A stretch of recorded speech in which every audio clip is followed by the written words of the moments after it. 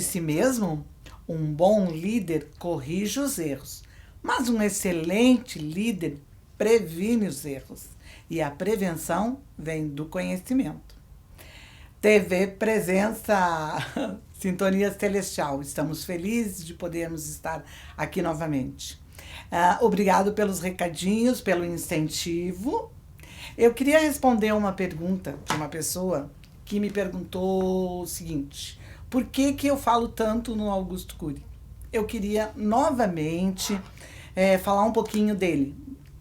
Augusto Cury, ele é um psiquiatra, cientista, pesquisador e escritor. Tem vários livros escritos, é o psiquiatra mais lido na atualidade do mundo todo. E a tese do pensamento multifocal dele foi baseado no psicológico de Jesus. O próximo livro que nós vamos trabalhar, que eu vou ler a partir da semana que vem, aqui no nosso programa, é O Homem Mais Feliz da História.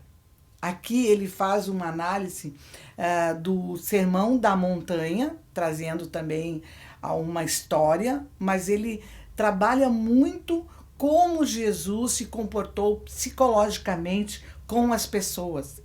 Ele fala muito que Jesus foi o primeiro coach, que Jesus nos ensinou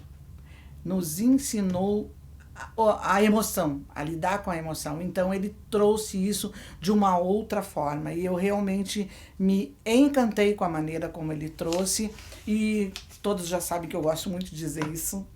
Cada um espalha o que acredita, e eu acredito nas promessas e nos ensinamentos de Jesus, e também do Augusto Cury, porque ele tem uma nova proposta de educação. Quer ver? Eu vou ler um pouquinho. O meu grito de alerta, diz ele aqui, o meu grito de alerta é que a educação mundial tem de mudar o seu grande paradigma. É passar da era da transmissão de informação para a era do eu gestor da minha mente humana. Caso contrário, teremos uma humanidade saturada de dados que nos perpetua as mazelas históricas, como a violência, a discriminação, a injustiça social e as doenças emocionais. Neste novo modelo educacional que proponho, ele deixa bem claro nos livros dele, ele propõe, ele está em busca, ele tem um instituto que ele ensina isso.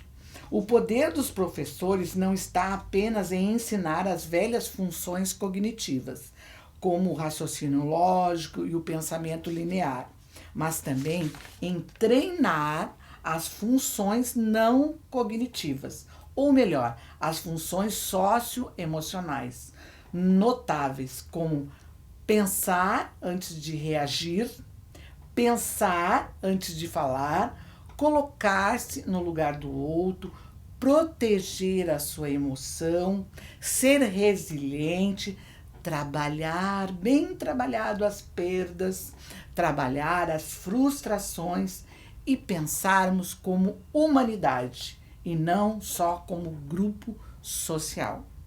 Bem sabemos que os grupos sociais estão se fortalecendo cada vez mais. E como ele, eu também não acredito que seja aí a saída para uma paz na Terra. Acredito que temos que pensar como humanidade, todos pensar no bem de todos, né?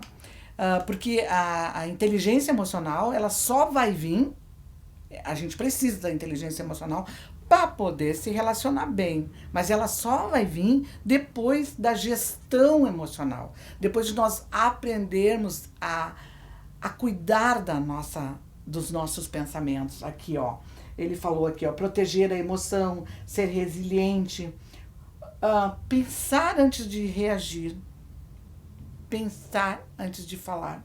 O que nós estamos falando agora aqui? Nós estamos falando de um mapa mental, que as crianças não aprendem isso, né? Então, se transformamos num adulto. Quando foi que eu comecei a aprender a gerenciar as minhas emoções? Lá pelos meus 20 e poucos anos, depois de ter errado muito. depois de ter... Por quê? Porque já estava pronto um esquema mental de como eu reagia, de como eu falava. Até as pessoas que são tímidas, que são mais recatadas, elas pensam mais antes de falar, por natureza. Mas não somos todos assim. Temos aquelas pessoas que são interativas, temos aquelas pessoas que são explosivas, pessoas que são espontâneas. E não vemos essa aula de educação emocional lá atrás.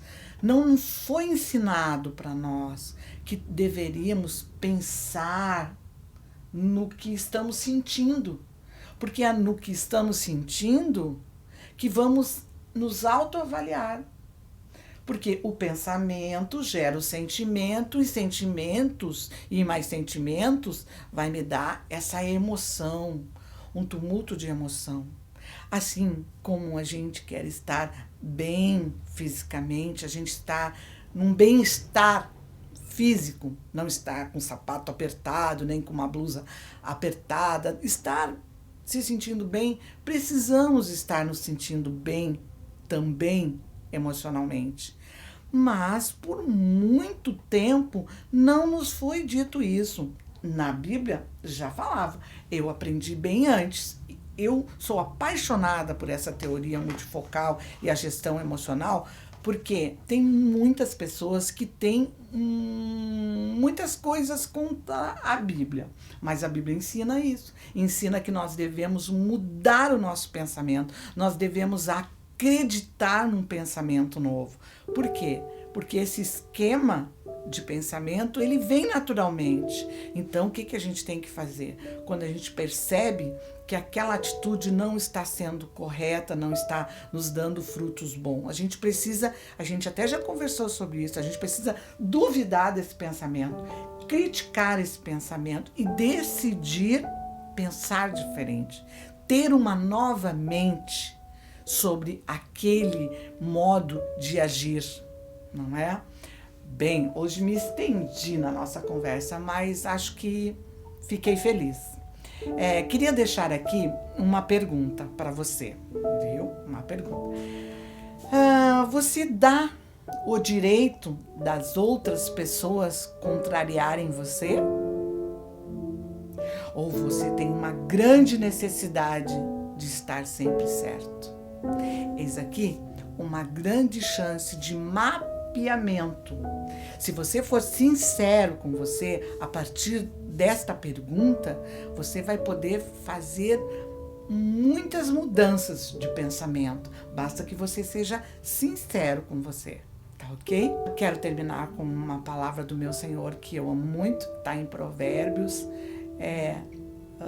Confia no Senhor de todo o teu coração e não te estriba no teu entendimento. Reconhece em teu caminho e seguirás tranquilo. Tá bom? Essa foi a nossa palavra de hoje. Desejando que o Senhor nos dê sabedoria para que nós aprendamos tudo que for necessário, para que tenhamos assim vontade de trazer para a nossa humanidade muita paz. Tá bem? Um beijo e até a semana que vem.